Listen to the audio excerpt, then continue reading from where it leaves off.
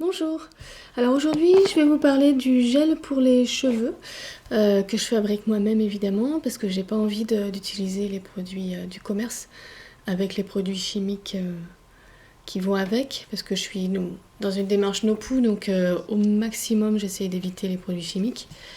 Donc là, le but avec ma nouvelle coupe de cheveux donc très courte, il me reste 3 cm sur le caillou. Donc j'aime bien faire des petites piquettes, vous savez, un éclaté derrière, comme ça. Et sur le dessus, lisser un petit peu, aplatir, donner un petit peu de mouvement, mais voilà, ne pas laisser vraiment au naturel comme le matin, sinon c'est en pétard et c'est genre Jackson 5, j'ai les cheveux très épais. Voilà, donc j'avais besoin de me faire un petit gel pour les cheveux. J'ai dans un premier temps utilisé la recette de Pauline, des cheveux de Mimi. Donc la recette, je vous mettrai le lien en dessous, mais c'est simplement aloe vera, du sucre et de l'eau. Donc ça, je l'ai utilisé dans la première semaine de mes cheveux courts.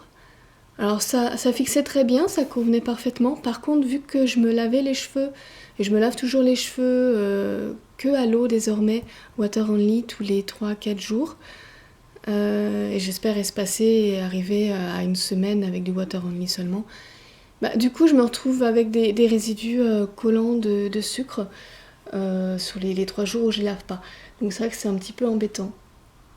Alors je voudrais du coup remplacer vraiment tout le sucre par du miel, qui a en plus un pouvoir très petit pouvoir lavant, mais surtout hydratant. Donc ça fera un gel 2 en 1, sachant que la aloe vera aussi est hydratant. Voilà.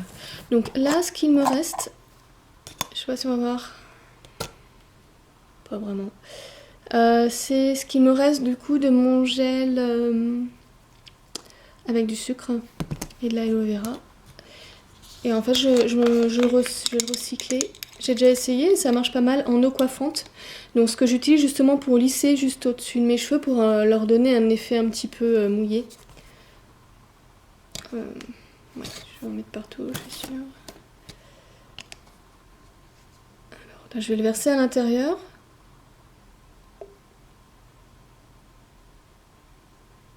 De mon spray.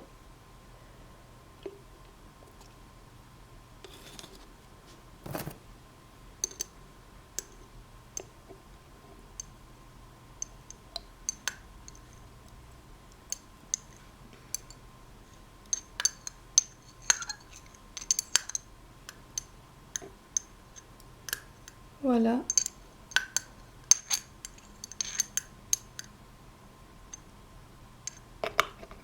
Il restait pas grand chose. Et j'y mets un hydrolat.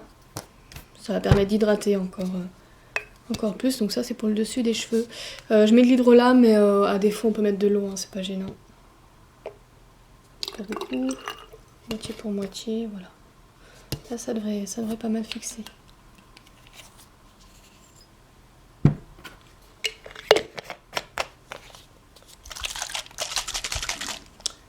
Voilà. Alors maintenant on va passer au gel en lui-même. Ça va être vraiment super simple pour le coup parce que sur la recette Armini, il fallait donc prendre du sucre et de l'eau, le faire fondre et ensuite une fois refroidi, l'intégrer à l'aloe vera. Là vu que le miel est déjà liquide, j'ai pas besoin de le faire fondre. Vous voyez le gel en fait ça a plus une texture gelée parce que moi j'ai choisi en gelée comme si ça venait directement de la plante. C'était le plus pur que j'ai trouvé en fait sans... Voilà, il y en a pas mal. J'ai mis à peu près ça du pot.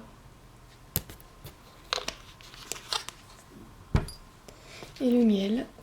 Alors si possible, un miel de qualité. Le mien vient directement d'un producteur. Parce que les miels qu'on trouve en supermarché, ils sont coupés au sucre.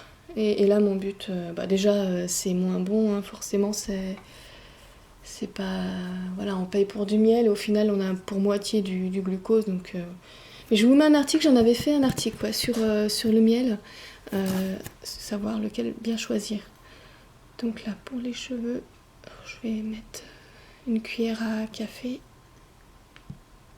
Hop, je vais voir ce que ça donne.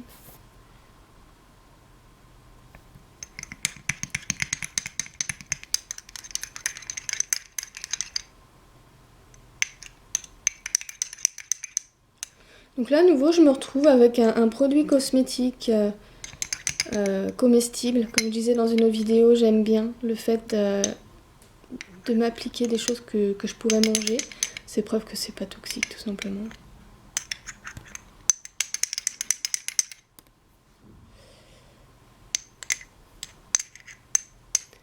Voilà, donc là à mon avis, ouais, il va être bien fixant, ça va être pas mal. Je le teste sur les 2-3 jours à venir et je vous dis ce qu'il en est. Je mettrai une petite annotation à la fin de la vidéo. Voilà.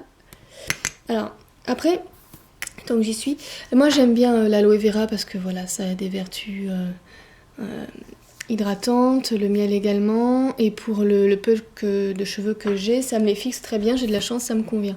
Après, il y a des filles à qui ça ne convient pas parce que ce n'est pas assez fixant, et, elles utilisent dans ce cas-là une autre recette, vous pourrez faire une recherche sur le net, c'est du gel de lin, mais par contre c'est plus long, ça demande à cuire le lin, enfin le faire chauffer dans l'eau, à le mettre dans un tissu, à en extraire le jus, le gel.